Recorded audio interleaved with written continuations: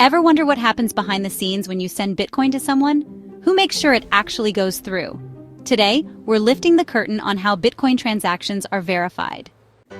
Imagine you're sending a letter to a friend. You drop it in a mailbox and trust the postal system to deliver it. With Bitcoin, it's a bit different. There's no central post office.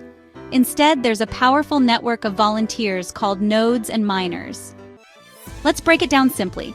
Every time someone sends Bitcoin, they broadcast a message to the network.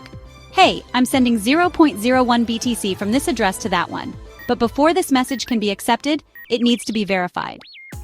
Think of nodes as neighborhood librarians. There are thousands of them around the world. When a transaction appears, they check the history of your wallet, like checking if you've returned your last book, before approving the new transaction.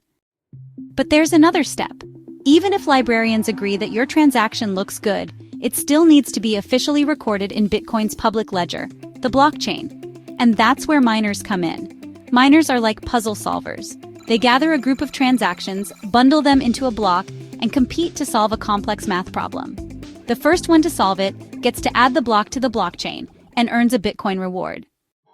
This process is called proof of work. It keeps Bitcoin secure by making it really hard and expensive to fake transactions. Once a block is added, your transaction becomes permanent.